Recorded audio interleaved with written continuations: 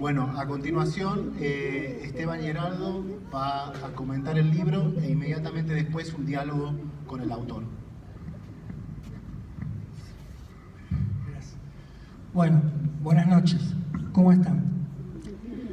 Bueno, estamos acá para acompañar al amigo Fabián a presentar este libro, Mamá. Con Fabián nos conocemos hace 2 o 3 años, un poco más, ya uno con la pandemia perdió la noción del tiempo y demás, pero antes de la pandemia, digamos. Y bueno, a partir de que compartimos la pasión por la literatura, por la filosofía, surgió la invitación, que yo te agradezco, Fabián, le agradezco también a la Fundación.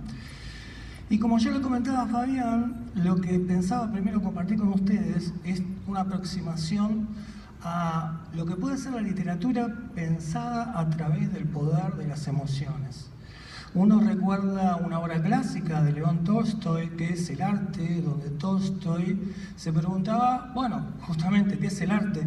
Y decía que el artista es aquel que logra transmitir una emoción. Y por eso que estaba muy enojado con Wagner, en cuanto a que era una música oscura, según él, y otros literatos como Dostoyevsky, que según él no transmitían emociones. Y digamos que frente a eso, Mamá, la novela de Fabián, es un contraejemplo, porque es un ejemplo muy claro de una inteligencia artística que consigue construir y transmitir una emoción.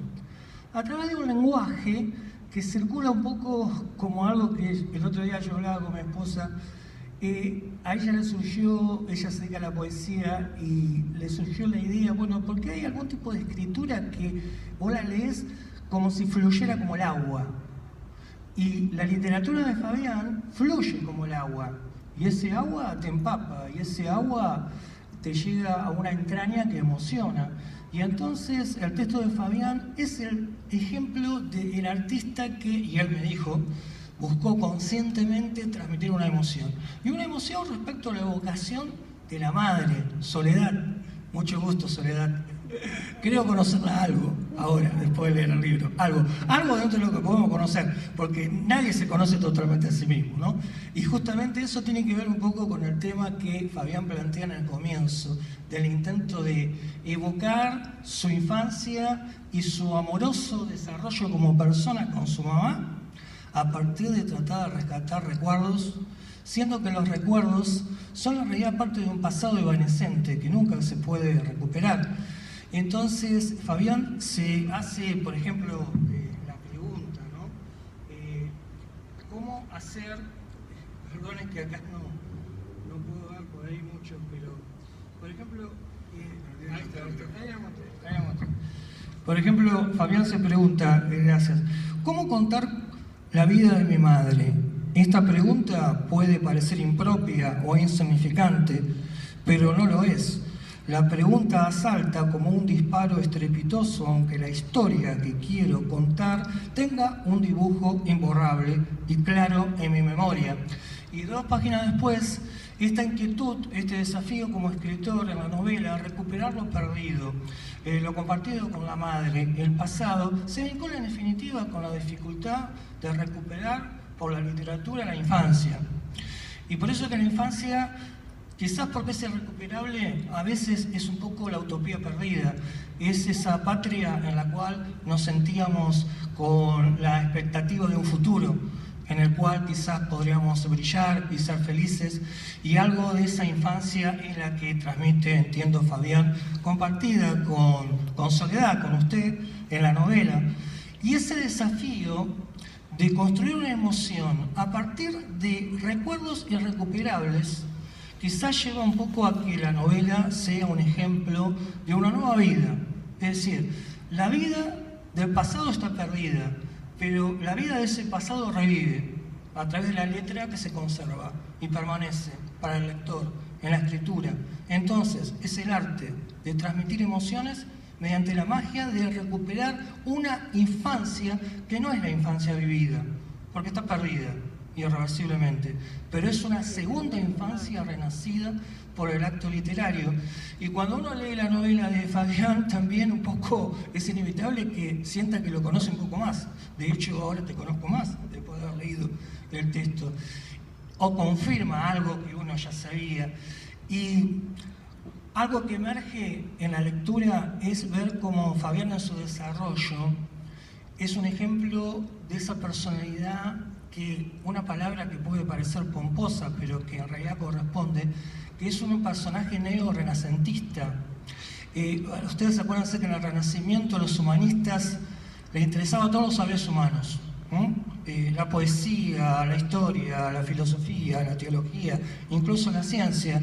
Y algo de eso emerge cuando Fabián, en la novela, recuerda que le dice a la madre que él quiere tener una formación artística, que quiere escribir, que quiere dedicarse al cine. Y de hecho, la obra transmite el contacto con muchos saberes. El saber del cine, por los recuerdos del padre de Fabián, que gustaba de ir al cine.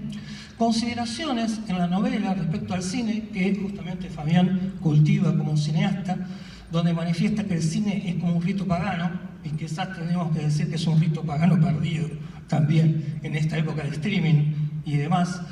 Y la otra cuestión de esta pasión múltiple que se transmite en el texto se vincula con la relación de Fabián, no solo con la poesía, porque el texto es poético, y desde ese lugar lírico transmite la emoción, sino la relación con el cine y la relación con la filosofía. Y es por eso que ahora, muy sintéticamente, unas últimas palabras, quisiera dedicarlas a enhebrar mi recuerdo, para hacerlo más rápido, aunque lo tengo todo indicado, de momentos donde el recuerdo del encuentro con la madre y consigo mismo de Fabián en la novela es un momento en el cual la recreación de la infancia se ve impregnada por una inquietud filosófica, que es la que Fabián en parte cultiva, ¿no?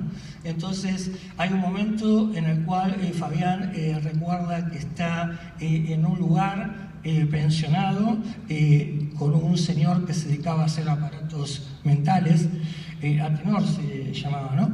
Y recibiste una llamada, pero en ese momento en el texto se transmite que Fabián está abocado al estudio de la filosofía griega, la filosofía de los cínicos. Y los cínicos eran unos personajes que buscaban dar un ejemplo de vivir pobremente, austeramente, sin depender de la riqueza, pero también los cínicos eran un temperamento crítico, inconformista, y eso, en esa marca de la novela, se expresa en un momento en que Fabián siente que al recordar a los cínicos también recuerda su pregunta por Dios y su desconfianza respecto a Dios. Y otro momento en el devenir de la novela es la relación también con Epicuro. Epicuro, Fabián lo invoca cuando recibe la noticia desagradable de la muerte de tu tía María, y en ese momento la evocación poética y trágica y dolorosa de ese momento se relaciona con otra conexión con la filosofía, con una lectura, al fin de cuentas, de Fabián, un conocimiento de Epicuro, porque Epicuro era un filósofo que intentaba que vivamos bajo el placer, y para vivir placenteramente hay que tratar de liberarse del miedo, y una de las cosas que más miedo produce a todas las personas es la muerte. Entonces Epicuro decía, bueno, no tiene sentido preocuparse por la muerte, porque cuando nosotros estamos acá, la muerte no está, y cuando la muerte está, nosotros no estamos. Pero eso es un típico juego, es un típico ejemplo de los juegos de los conceptos de los filósofos, que son muy hábiles.